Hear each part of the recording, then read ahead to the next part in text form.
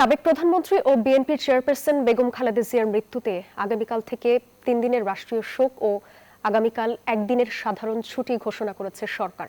কাল বাদ জোহর জাতীয় সংসদ ভবনের দক্ষিণ প্লাজায় বেগম খালেদা জিয়ার নামাজে জানাজা অনুষ্ঠিত হবে।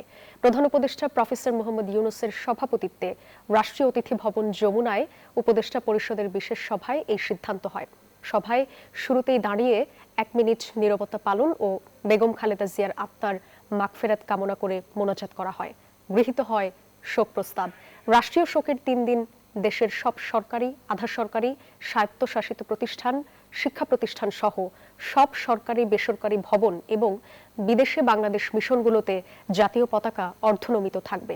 আগামীকাল দেশের প্রতিটি মসজিদে বিশেষ দোয়া ও মোনাজাত হবে। অন্যান্য ধর্মের উপাসনালয়গুলোতেও আয়োজন হবে বিশেষ প্রার্থনার।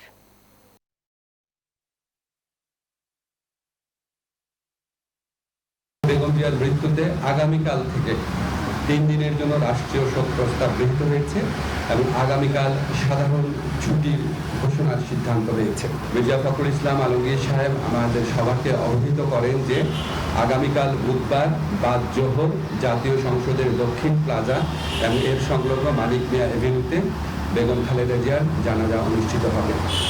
জানাজার পর তাকে শহীদ রাষ্ট্রপতি, বীর মুক্তিযোদ্ধা রাষ্ট্রপতি জিয়াউর রহমানের পাশে দাফন করা হবে।